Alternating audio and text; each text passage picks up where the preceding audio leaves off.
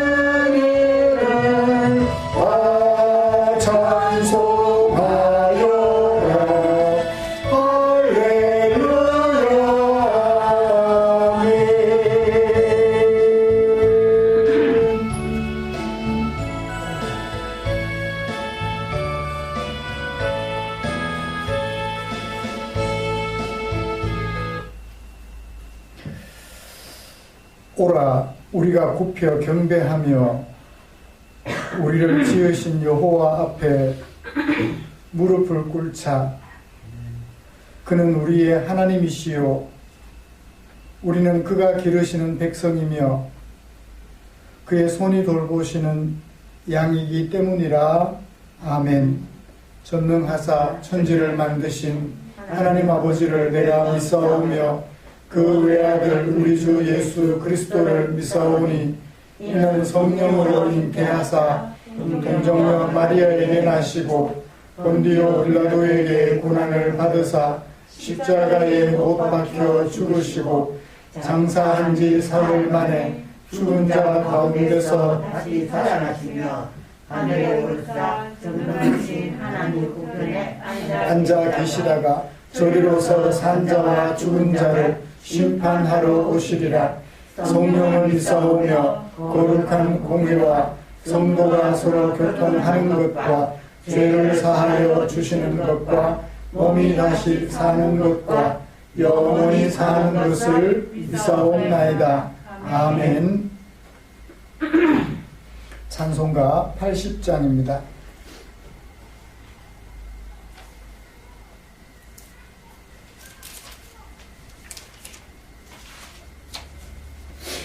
찬송가 80장.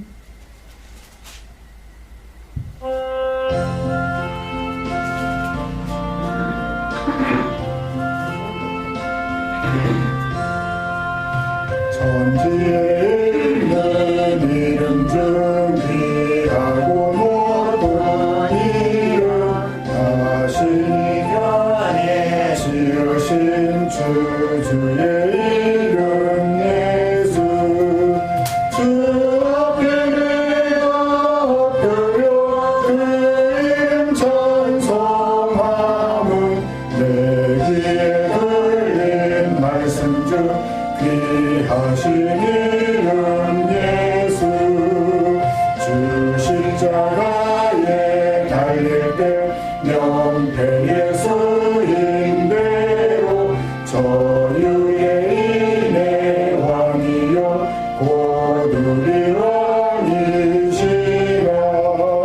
주 앞에 내가 엎드려 그 이름 찬송함은 내 귀에 들린 말씀 중 귀하신 이름 예수.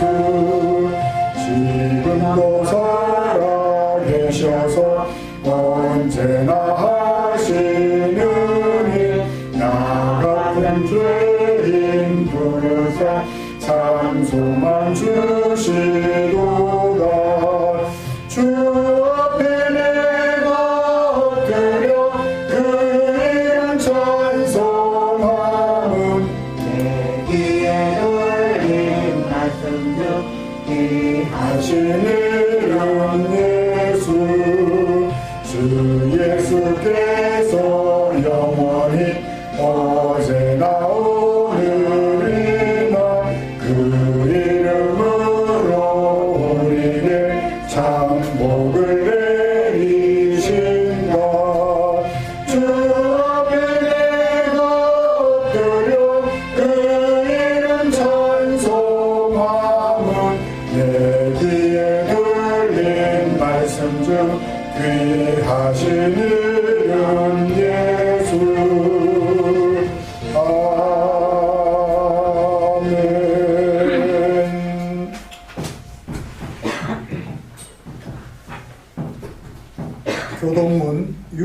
6번 시편 139편입니다.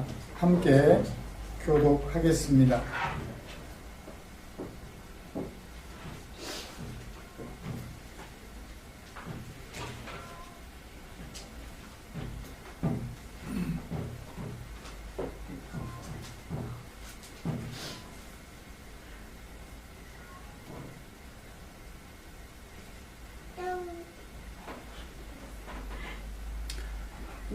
여호와여, 주께서 나를 살펴보셨으므로 나를 아시나이다. 주께서 내가 앉고 일어섬을 하시고 누워 있어도 나의 생각을 밝게 하시오며 나의 모든 길과 내가 눕는 것을 살펴보셨으므로 나의 모든 행위를 익히 아시오니 여호와여, 내 혀의 말을 알지 못하시는 것이 하나도 없으시니이다. 내가 주의 영을 떠나 어디로 가며 주의 앞에서 어디로 피하리이까? 내가 하늘에 올라갈지라도 거기 계시며 소리에 내 자리를 떨지라도 거기 계시니이다. 내가 새벽 날개를 치며 바다 끝에 가서 거주할지라도 거기서도 주의 손이 나를 인도하시며 주의 오른손이 나를 붙드시리이다. 하나님이여, 나를 살피사 내 마음을 아시며 나를 시험하사 내 뜻을 아옵소서. 내게 무슨 악한 행위가 있나 보시고 나를 영원한 길로 인도하소서. 아멘. 자리에 앉으셔서 찬송가 436장 함께 부르시겠습니다.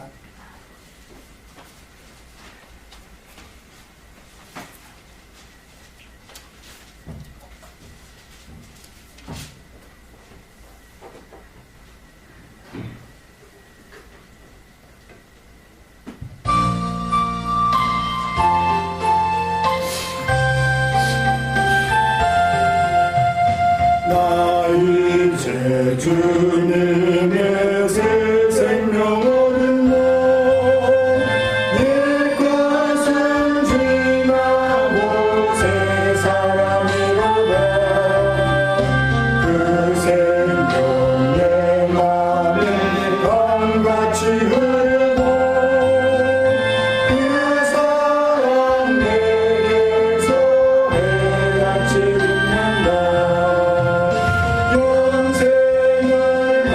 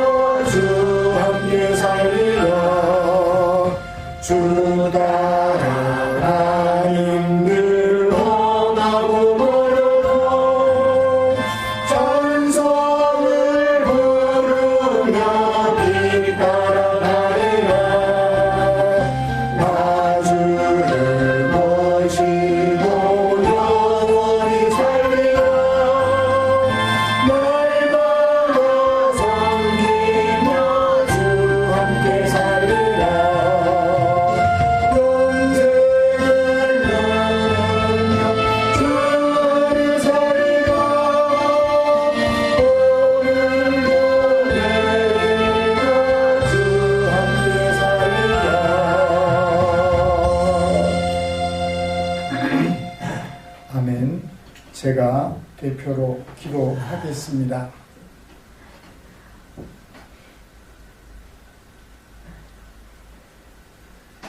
우리 사람들을 창조하시되 당신의 형상으로 지으시고 창조하신 모든 만물들을 당신을 대행하여 다스릴 수 있게 하신 하나님 아버지, 주님의 그 크신 은혜를 생각하면서 겸손히 주님 앞에 무릎 꿇습니다.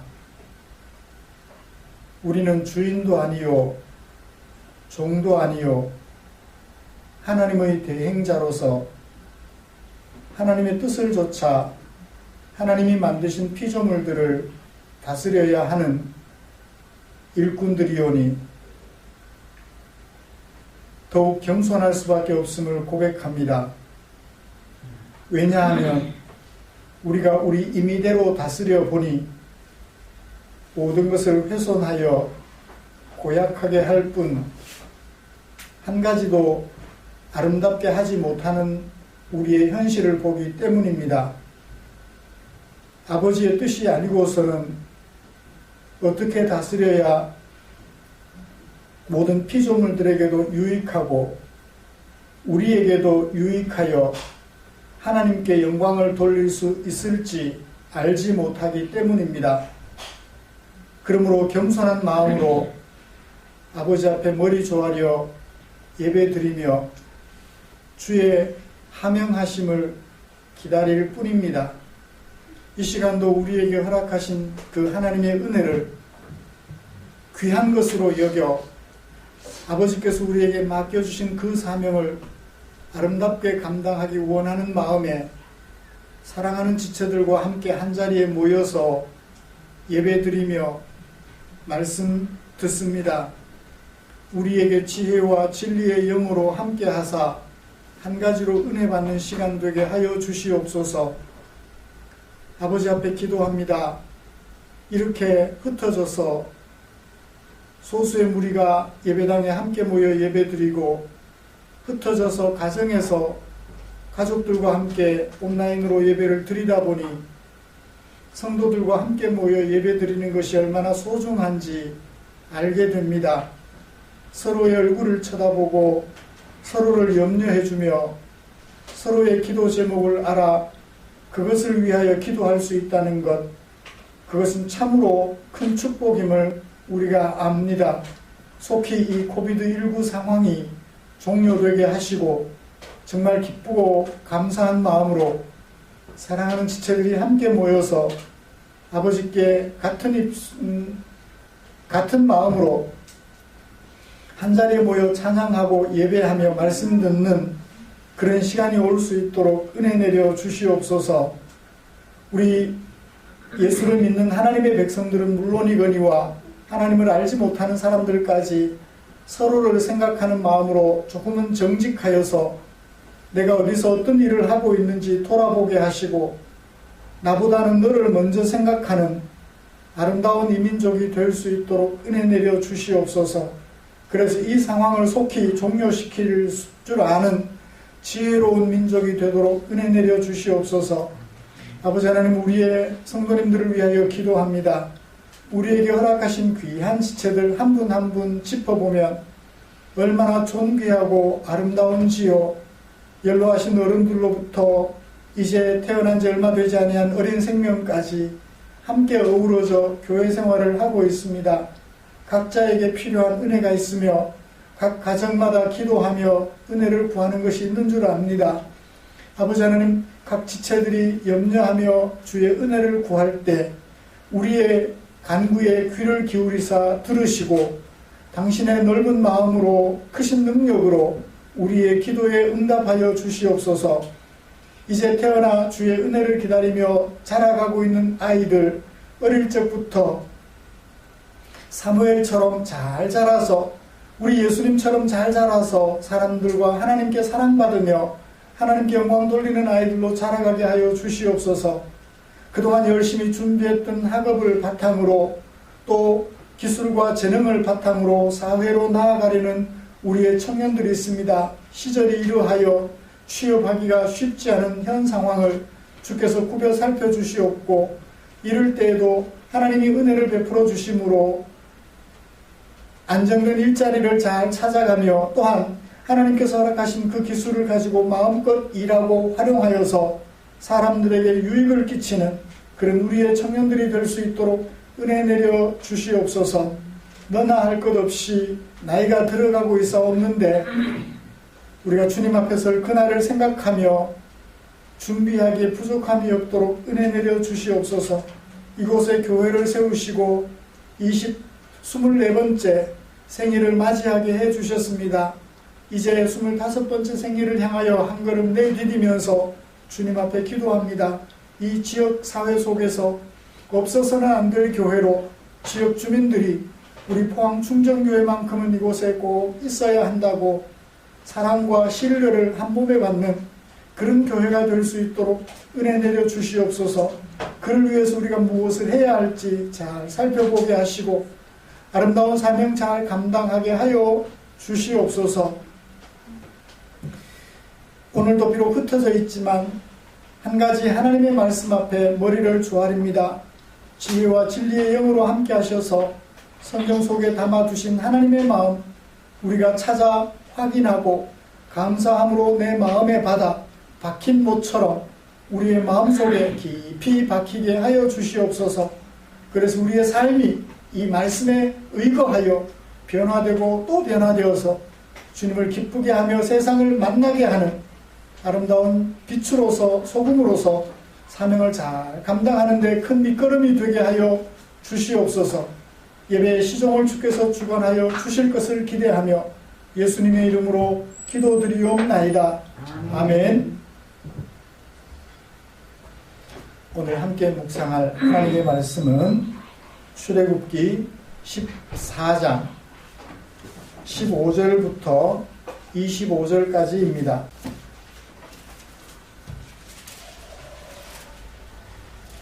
출애굽기 14장 15절부터 25절까지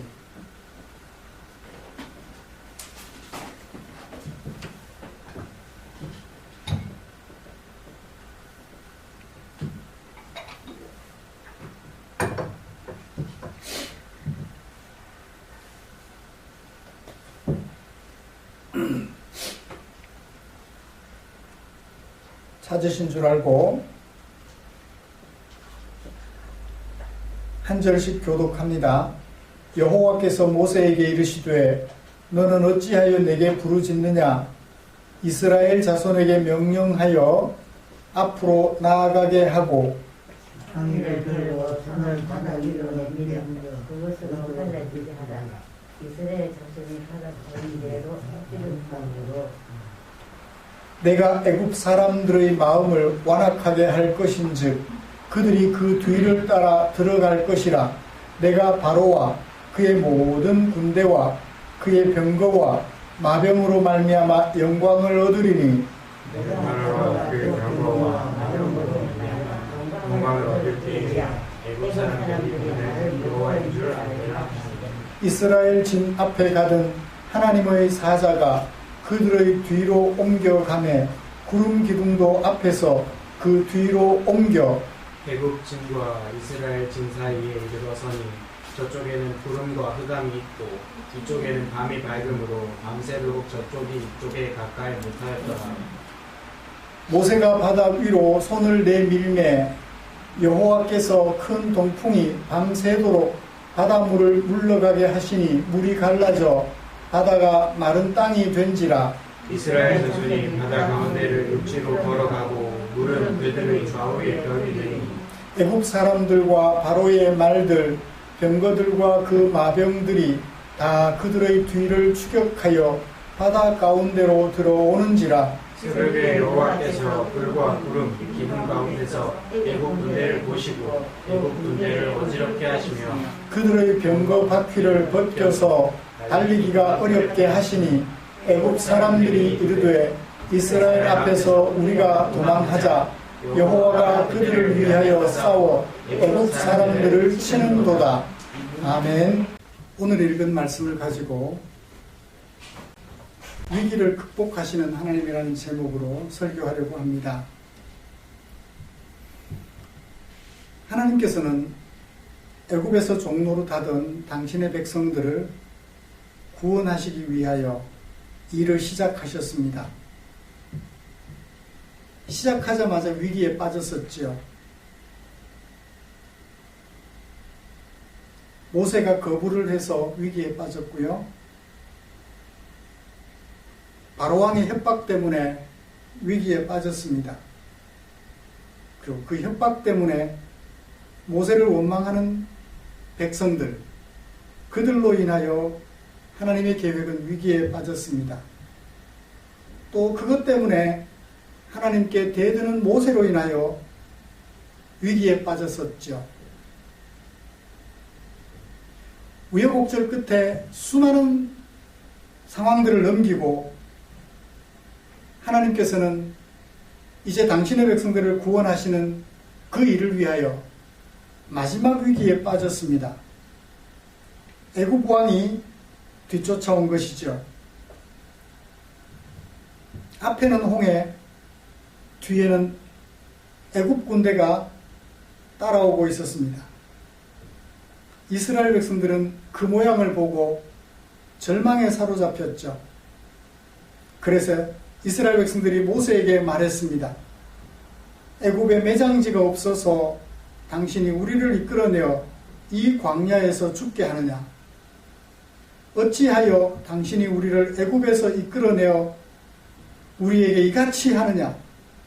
라고 말을 했지요. 이런 얘기는 그들의 부르짖음을 들으시고 구원하려 하셨던 하나님을 절망에 빠지게 하는 상황이었습니다. 이스라엘 백성들의 입장에서 볼 때 상황만 생각하면 하나님을 신뢰하기가 참 어려웠을 거예요. 하나님의 부르심에 반응하여 애굽을 나오기만 하면 모든 일들이 순탄하게 될 것이라 생각을 했을 것입니다. 그러나 일을 진행해가는 과정 속에서 한순간도 순탄하지를 않았지요. 그래서 그들은 좌절감에 사로잡혀 모세를 원망했던 것입니다. 여러분, 상황만 보면 우리도 하나님을 신뢰하기가 참 어렵습니다. 예수 믿으면 모든 것이 일사천리로 순조롭게 진행이 될 줄만 알았는데 그렇지 않거든요. 우리는 지난 한 주간 동안 어떻게 살아오셨나요? 상황을 보면서 우리 앞에 닥치는 그 상황 때문에 하나님께 대한 신뢰를 키워 오셨나요? 아니면 하나님께 대한 불신을 키워 오셨나요? 어려운 상황, 위기의 상황, 흔들릴 수 있는 상황에서도 하나님께 대한 믿음을 키워가려고 우리 모두는 마음을 모으고 있습니다. 그런 우리를 위하여 하나님께서는 당신의 마음을 성경에 담아 주셨지요. 오늘은 그 중에 출애굽기 14장 15절부터 25절에 담아두신 하나님의 마음을 살펴보려고 합니다.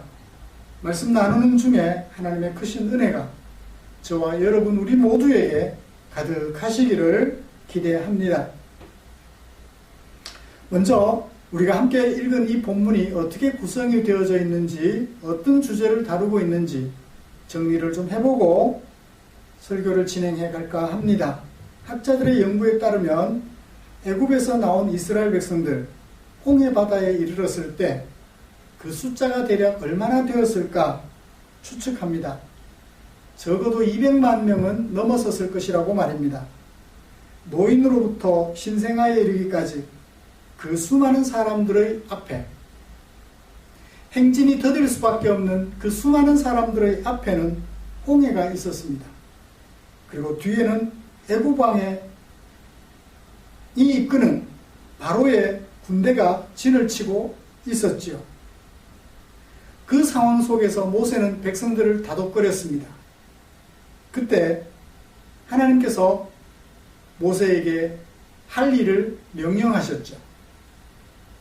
그것을 배경으로 모세가 과연 하나님의 명령을 수행할 것인지, 그렇게 사건은 시작이 됩니다. 모세는 하나님의 명령대로 사건을 전개했어요. 모세가 사건을 전개하였을 때 상황은 위기가 찾아오게 됩니다. 이스라엘 백성들이 홍해바다로 들어섰는데 애국 군대가 안 따라오면 어떻게 하죠? 또는 이스라엘 백성들이 홍해바다를 잘 건널 수 있기나 할까요? 만약 애국 군대가 이스라엘을 뒤쫓아와서 공격하는 데 성공한다든지, 또는 애국 군대가 들어오더라도 이스라엘 백성들이 제대로 홍해바다를 건너지 못한다든지, 그러면 아마 이 사건은 사건으로서 의미가 없게 될 것입니다. 이런 위기 상황은 잘 극복이 되었습니다. 하나님의 능력으로. 그리고 절정에 이르게 되죠. 바다 가운데로 뒤따라 들어왔던 애국 군대는 어지럽게 되어서 뒤로 도망가게 되고, 이스라엘 백성들은 바다 속을 마른 땅 건너듯 건너가게 됩니다. 사건은 결말에 이르게 되죠. 애국 사람들이 그때서야 알게 됩니다. 이스라엘을 구원해내신 이가 다름 아닌 하나님이라는 사실을. 그렇게 해서 사건은 끝나게 됩니다. 이렇게 하나님께서는 애국 왕의 도전과 절망에 자주자주 넘어지는 당신의 백성들 때문에 찾아오는 위기를 극복하시고 당신의 백성들을 구원해 내셨습니다. 애굽 사람들로 하여금 이스라엘 백성들을 구원하시는 이가 여호와이신 줄 알게 하셨지요. 이런 말씀을 가지고 오늘 설교 시간 동안 두 가지를 살펴보려고 합니다. 하나는 마지막 순간까지 이르기 전까지는 이 세상이 하나님의 백성들을 그냥 내버려 두지 않고 붙들고 늘어진다는 사실을 살펴보려고 합니다. 그리고 이어서 바로 왕의 도전을 극복하시고 마침내 당신의 백성들을 당신이 계획하신 대로 구원해내시는 전능하신 하나님의 모습을 살펴보면서 설교를 마무리하려고 합니다. 여러분, 이 세상은 만만치가 않아요. 그들이 살아가는 상황만 본다면 말입니다. 또 우리가 살아가는 상황을 보아도 이 세상은 결코 녹록치가 않아요. 우리가 하나님의 백성으로 살아가도록 내버려 두지를 않는다는 말입니다. 그들이 할 수 있는 한 마지막 순간까지 우리가 하나님의 백성으로서 살아가지 못하고 자기들의 수하에서 자기들이 시키는 대로 살아가도록 우리를 조종하려고 합니다. 보실까요? 하나님께서는 백성들을 다독거리는 불평투성이 백성들을 다독거리는 모세에게 명령하셨어요. 뭐라고 하셨나요? 이스라엘 백성들에게 명령해라. 뭐라고? 앞으로 나가라고. 그리고 또 무엇을 명령하셨나요? 지팡이를 들어라. 그리고 지팡이를 바다 위로 내밀어라. 그래서 바다가 갈라지게 하라라고 명령하셨죠. 여러분, 여러분들이 모세라면 이런 하나님의 명령에 순종할 수 있을까요?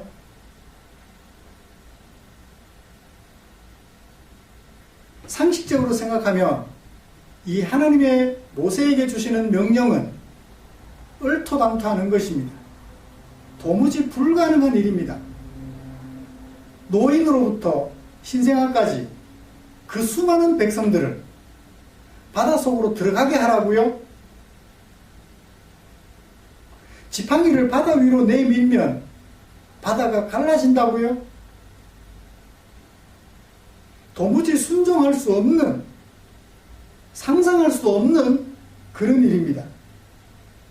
여러분, 하나님께서는 우리들에게 우리가 온전히 순종하기 쉬운 것을 명령하지는 않으십니다. 이와 같이 우리의 상식으로는 도무지 알 수 없는 명령도 하신다고요. 우리가 순종하기 어려운 그런 명령도 해주신다고요. 이 세상이 두려워서 우리가 힘들기도 하지만 하나님께서 우리에게 상상할 수 없는 상식을 벗어난 것 같은 명령을 주셔서 우리를 힘들게도 하신다고요. 순종하기 어렵게 하신다는 말씀입니다. 그렇지만 어림없어 보이는 그 하나님의 명령일지라도 모세가 순종함으로 어떤 일이 일어났을까요? 14장 23절 말씀을 보시면 애굽 사람들과 바로의 말들 그리고 병거들과 그 마병들이 다 추격했다. 누구를? 이스라엘 백성들의 뒤를. 그래서 어떻게 했다? 바다 가운데로 들어왔다. 하나님의 그 순종하기 어려운 명령을 순종했더니 놀라운 일이 벌어졌어요. 자, 그때도 이 애굽 군대는 어떻게 했죠? 이스라엘 백성들을 잡아 애굽으로 다시 데려가려고 바다 속까지 뒤쫓아옵니다. 여러분, 이것이 바로 세상이 우리에게 보여주는 무서운 모습이에요. 바다 끝까지라도 따라와서 우리가 하나님의 백성으로 살아가지 못하도록 방해를 놓는 것이 이 세상의 모습이에요. 절대로 꺾이지 않을 것 같은 것이 바로 세상의 모습입니다. 하나님의 뜻이 이루어지기나 할까라는 생각을 가지게 하는 것이 세상의 모습이에요. 하나님께서 우리가 순종하기 어려운 상상할 수 없는 상식에서 벗어난 그거 명령을 주시는 것도 문제지만 그 명령에 순종하고자 할 때 바다 끝까지라도 따라와서 우리로 하나님의 명령에 순종하지 못하게 하려는 세상의 모습도 무섭기가 한이 없다고요. 이것은 애굽에서 종노릇하던 이스라엘 백성들이 경험한 일입니다. 그 어려운 상황에서 벗어나려고 하나님께 순종해서 애굽에서 나온 이스라엘 백성들이 경험했던 일이지요. 우리가 그들의 입장이 되어봅시다. 얼마나 두려웠을까요? 앞에는 홍해바다, 뒤에는 마병들이 이끄는, 그리고 전차부대가 이끄는 애굽 군대가 따라오고 있어요. 얼마나 두려웠을까요? 저승 끝까지라도, 바다 끝까지라도 뒤쫓아오려는 그 애굽 왕의 모습을 직면한 이스라엘 백성들은 얼마나 두려웠을까요? 이것은 3500년 전 그때 그들의 모습이 오늘날에는 어떨까요? 악한 세상의 세력들은 항상 동일한 전략을 사용하지는 않는 것 같습니다. 어떤 때는 무서운 모습으로 우리를 두려움에 사로잡히게 하지요. 또 어떤 경우에는 화려한 모습으로 우리들의 혼을 빼놓습니다. 이것이 제대로 된 것인지 아닌지 분간할 수 없게끔 우리를 현혹시켜요. 바벨론의 포로로 붙잡혀가 있던 이스라엘 백성들, 예루살렘에는 경험해보지 못했던 사치와 향락을 접하게 됩니다. 음란의 문화를 접하게 됩니다. 다수의 이스라엘 백성들은 70년 포로 생활이 끝난 후 하나님께서 그들을 귀환시켜 주실 때 고국으로 되돌아간 사람들도 있지만 바벨론에서의 생활이 좋아서 그곳에 머물러 버렸던 사람들도 있지요. 그렇습니다.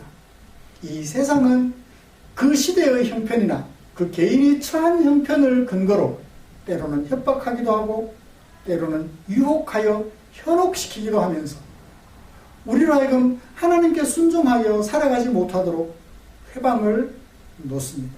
언제까지요? 마지막 순간까지.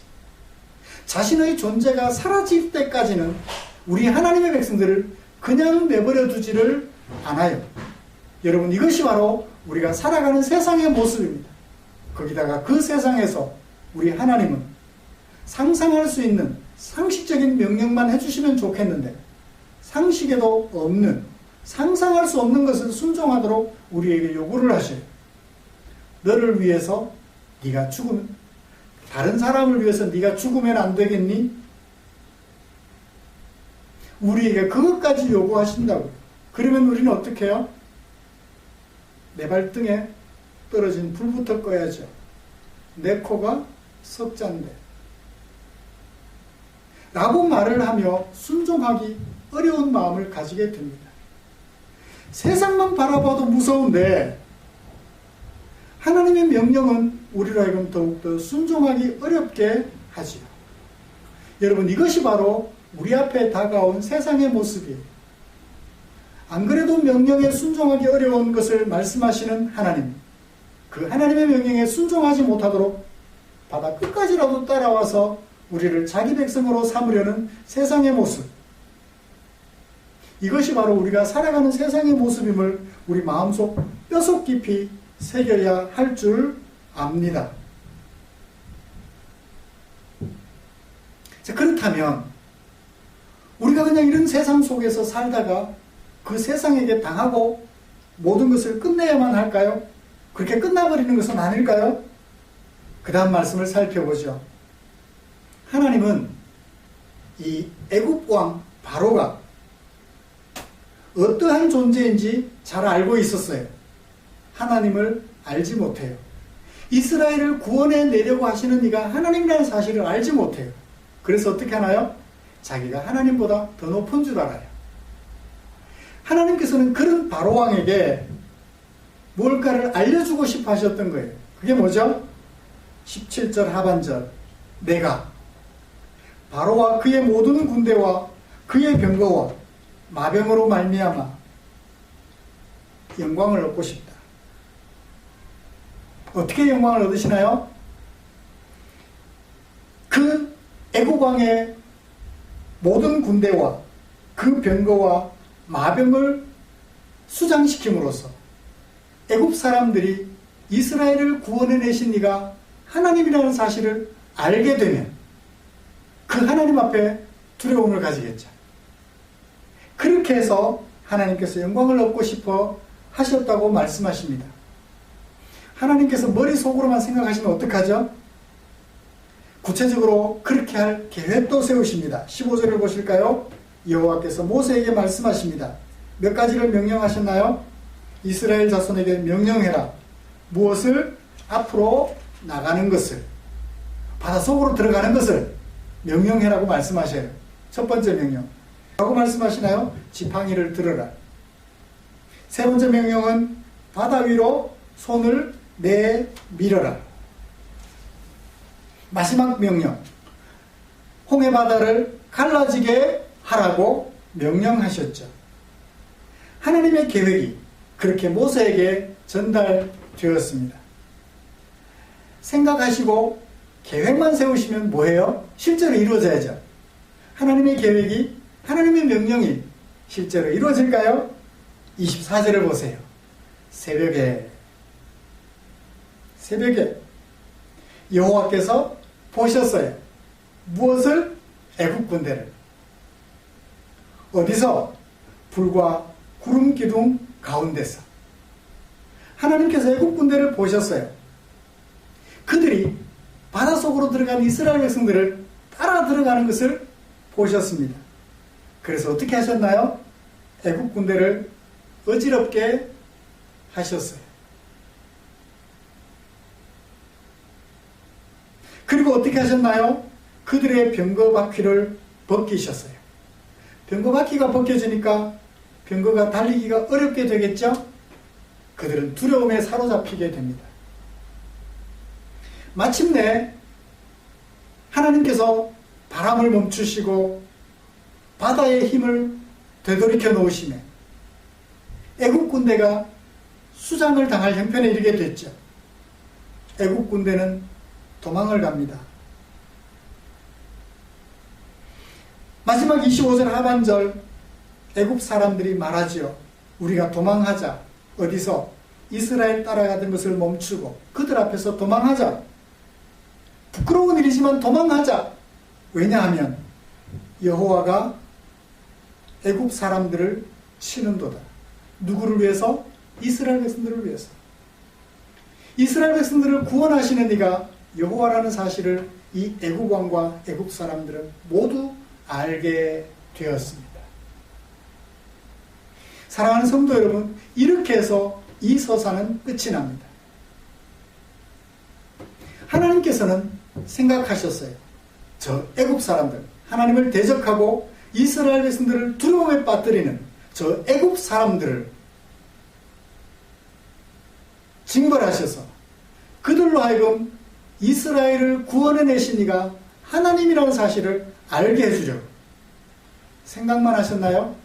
그 생각이 이루어질 수 있도록 계획을 세우셨어요. 계획만 세우셨나요?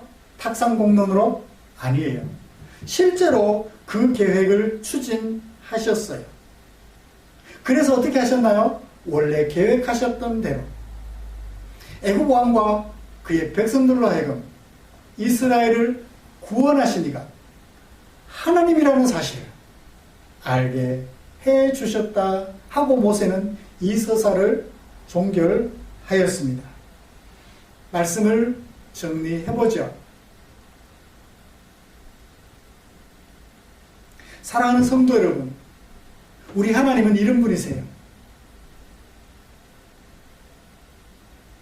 이 세상이 하나님의 백성으로 부름받은 사람들을 아무리 협박하고 아무리 유혹할지라도 하나님은 당신의 백성들이 그들의 협박과 유혹 속에 넘어가서 무너지도록 내버려 두지는 않으셔요. 우리 하나님은 한 번, 두 번 아니라 100번, 1000번이라도 아니 10,000번이라도 하나님을 대적하는 세상의 세력들로부터 당신의 백성들을 지켜내십니다. 때로는 그들이 약한 모습을 보여도 때로는 그들이 강한 모습을 보여도 그들의 모습에 상관없이 하나님은 그들을 건져내십니다.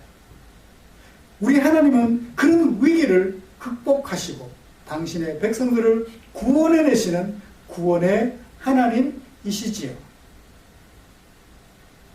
여러분, 우리는 오늘 두 가지를 살펴보았습니다. 이 세상은 바다 끝까지라도 따라와서 우리가 하나님의 명령에 순종하여 살지 못하도록 하나님의 은혜 아래서 살아가도록 내버려 두지 않는다는 사실을 말입니다.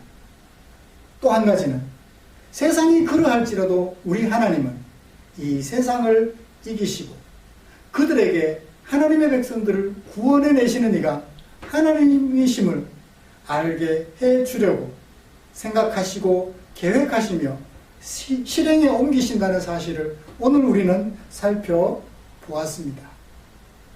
자, 이제 우리 앞에 남은 세월이 얼마나 될까요?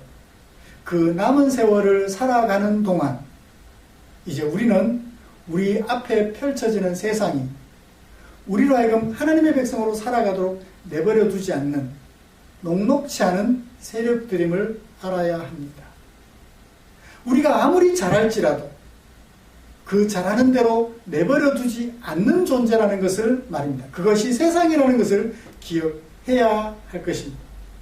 그러나 그런 세상일지라도 우리 하나님은 결코 그들에게 우리를 빼앗기지 않으시며 그들에게 당하도록 내버려 두지 않으시며 우리가 주께 부르짖기만 하면 어떤 모양으로든 우리를 구원해 주시는 Almighty, 전능하신 하나님이라는 사실을 우리 마음속에 꼭 새기셔야 할 것입니다. 우리 상황이 수만 가지로 어렵다 하여 우리 마음속에 홍해 앞에 선 이스라엘 백성들이 말했던 것처럼 예수 안 믿을 때가 좋았는데 그냥 적당히 살 때가 좋았는데 라고 불평하지 않았으면 좋겠습니다. 그냥 7, 80년 사는 것 조용히 살다 가면 되는데 괜히 하나님 알아가지고 이러지도 못하고 저러지도 못하고 불평하지 않았으면 좋겠습니다. 어떤 어려움이 다가올지라도 우리를 구원해내시는 그 하나님을 바라보면서 용기를 내고 힘을 내셨으면 좋겠습니다. 예수님을 믿고 하나님의 백성이 되어서 하나님의 말씀에 순종하여 살아가는 것이 간단치 않을지라도 하나님의 백성으로 부름받은 것을 감사하며 살았으면 좋겠습니다. 그래서 우리 하나님이 주시는 영원한 행복을 이 땅에서 누리며 살았으면 좋겠습니다.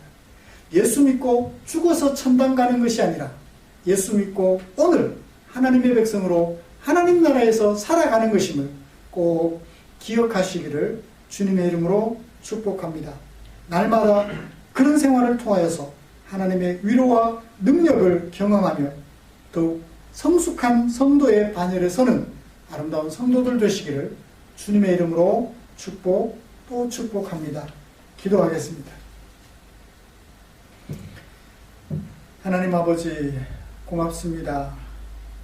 우리를 사랑하여 당신의 백성으로 불러주신 하나님, 우리가 살아가는 세상이 그 시간은 7, 80년 짧은 것일지라도 그 세상의 힘만큼은 녹록지 아니하여서 우리를 힘들게 하고 또 힘들게 할 것이라는 것을 알았습니다. 그럴지라도 우리 하나님은 힘들게 하는 세상 속에 살아가는 우리를 버려두지 아니하시고 당신의 손으로 인도하여 구원해내신다는 사실을 알았습니다. 세상의 힘이 아무리 강할지라도 하나님을 이길 수 없다는 사실을 알았습니다. 이제 이런 하나님의 모습을 우리의 눈으로 보았으니 이 하나님의 손에 이끌려 우리의 남은 생애를 아름답게 살아갈 수 있도록 은혜 내려 주시옵소서. 세상이 우리를 유혹할지라도, 세상이 우리를 협박할지라도, 바다 끝까지 쫓아와서 우리를 힘들게 할지라도 하나님을 바라보는 우리의 마음 변치 않도록 주께서 지켜 주시옵소서. 우리를 사랑해 주신 주께 감사드리며 예수님의 이름으로 기도드리옵나이다. 아멘.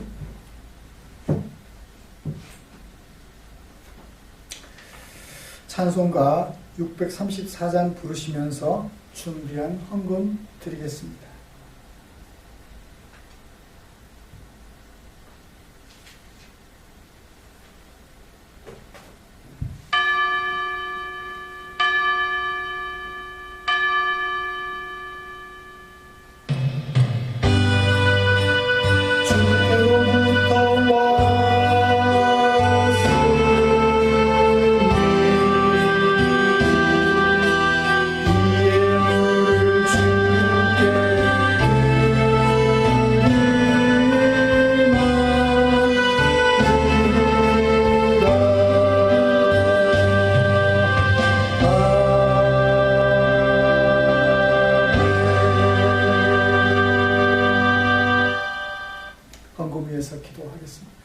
좋으신 하나님 감사합니다.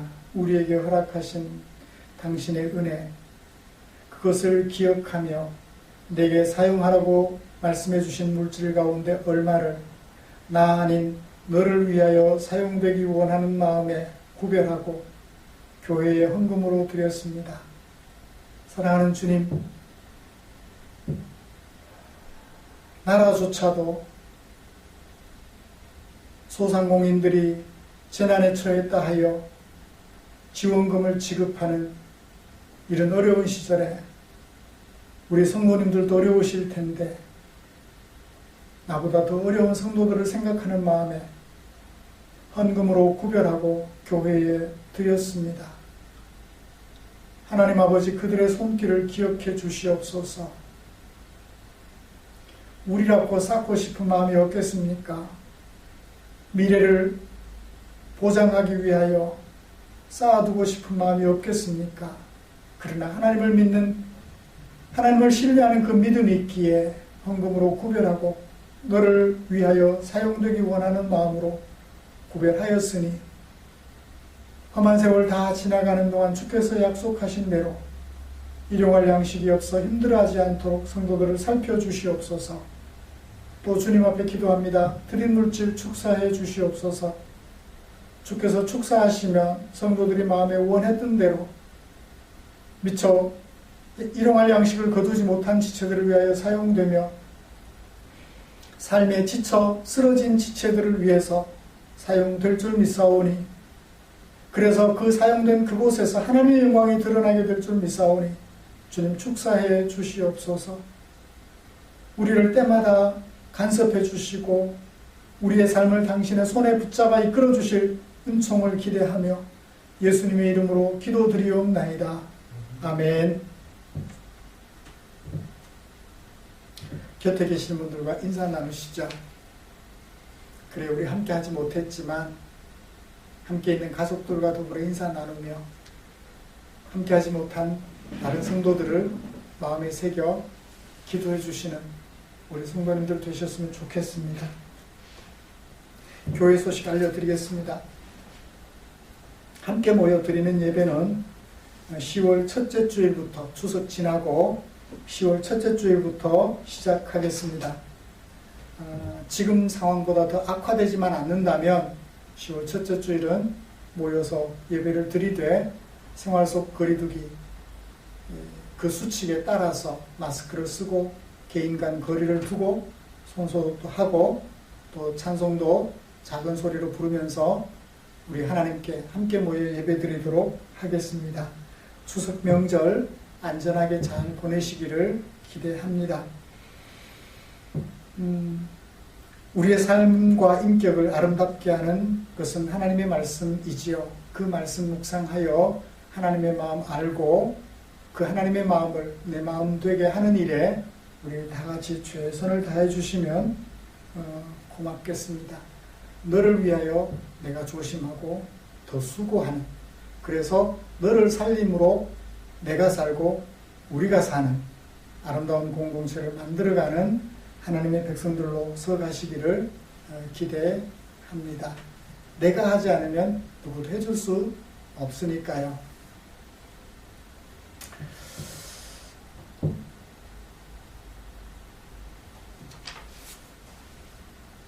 이 시간 우리 잠깐 나와 함께하지 못한 우리 성도들을 위해서 기도하는 시간을 좀 가졌으면 합니다. 잠깐 우리 함께 고개 숙이고 눈을 감고 함께하지 못한 지체들의 가정 떠올리며 기도했으면 좋겠습니다. 하나님 아버지, 나와 내 가족은 자그마한 스마트폰 영상을 앞에 놓고 예배드립니다. 우리가 함께 예배드렸던 존귀한 지체들 어떤 형편에 있는지요. 이 시간 그들을 위하여 기도합니다. 비록 이 자리에 함께하지 못했지만 같은 시간 같은 영상을 앞에 놓고 함께 예배드립니다. 그 지체들 위해 주여 은혜 내려 주시옵소서. 코비드19 상황 속에서도 안전하게 하시고 온 가족들이 솔선수범하여 모범을 지킴으로 하나님을 알지 못하는 사람들에게조차 하나님의 영광을 드러낼 수 있는 신실한 지체들 되게 하여 주시옵소서. 이번 명절에도 하나같이 안전하고 행복하게 잘 보낼 수 있도록 우리 성도님들 지켜주시옵소서. 예수님의 이름으로 기도드리옵나이다. 아멘. 찬송가 57장 펴시고 일어나셔서 찬송 부르고 축도함으로 예배를 마치겠습니다.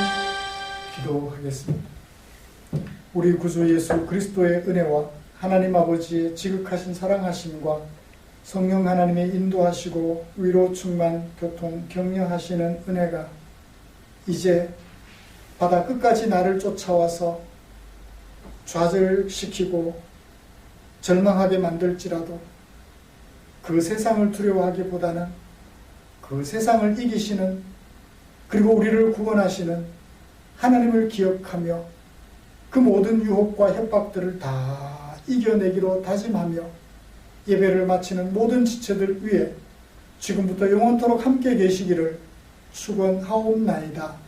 아멘.